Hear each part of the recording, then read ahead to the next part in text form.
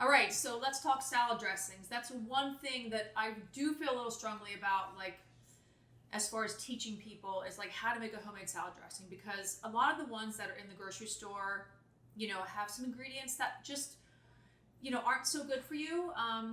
And then you have much more control if you're doing it at home, and then you can use like a really high quality extra virgin olive oil, which has lots of antioxidants and polyphenols and things that are, vitamin C, things that are like really good for you.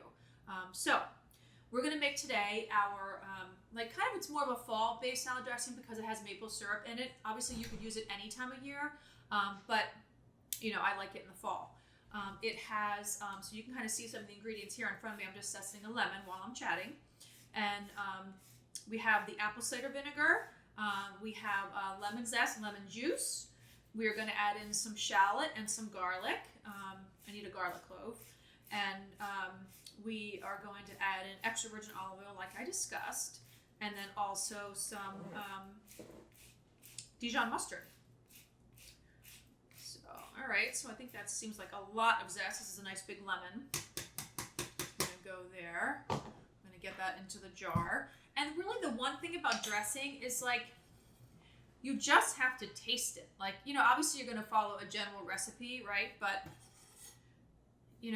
really the tips to kind of making it at home and kind of getting better at doing it at home is just to first of all do it, right?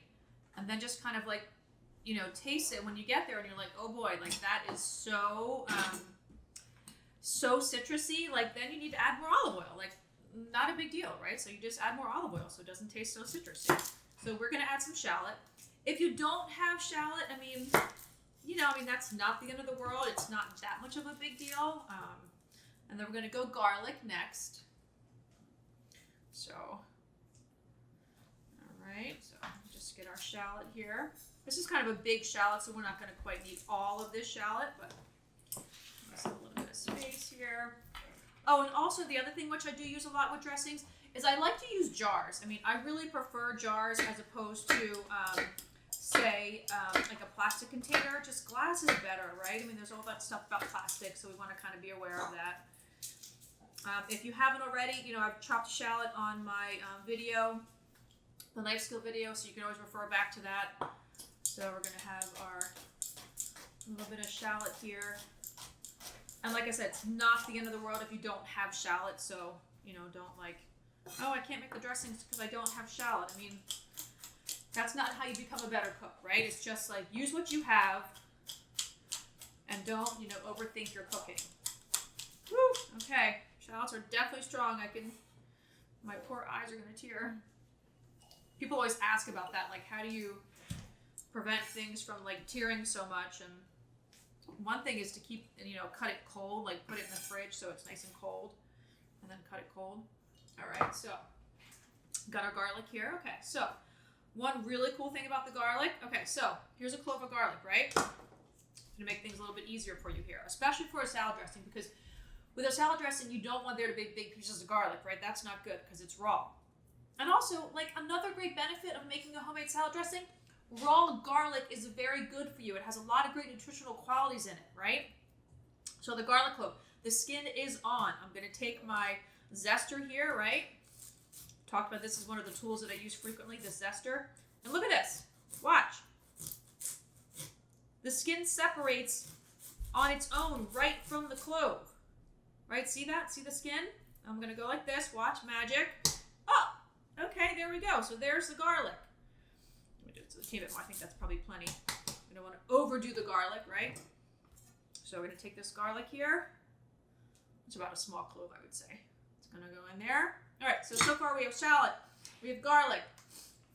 My nose is watering from the shallot in my eyes. Okay, so a little bit of Dijon mustard. Some pepper. This was like from I think a pasta sauce or something. That jar. Okay, so apple cider vinegar. Again, like the Bragg's apple cider vinegar, this is a good quality. This is like a good digestive, this apple cider vinegar, right? So that's, another pro here to making a homemade dressing. A little bit of apple cider vinegar, a little bit more, a little touch of maple syrup. Okay. Lemon juice.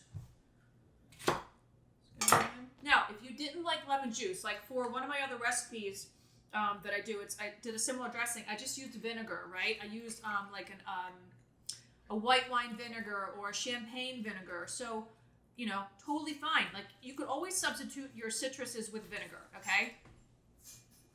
A balsamic, if you wanted to put balsamic in here, you could. I mean, balsamic's pretty strong, but you certainly could put balsamic in here.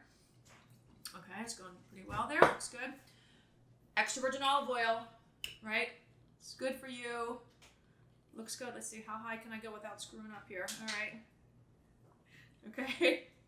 Doing all right.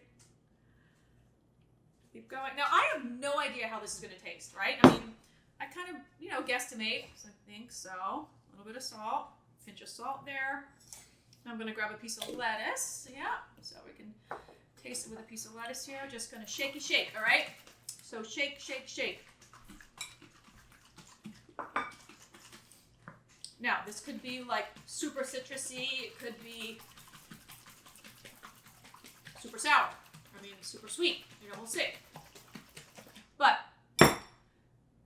when you make your salad dressings at home, my tip is taste.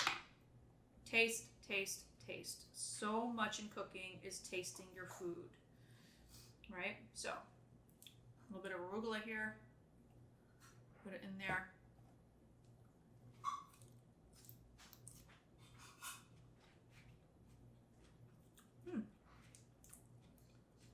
Good. It's not too sweet.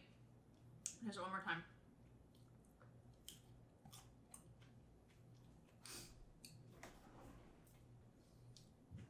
Yummy. I mean, actually could go just a touch.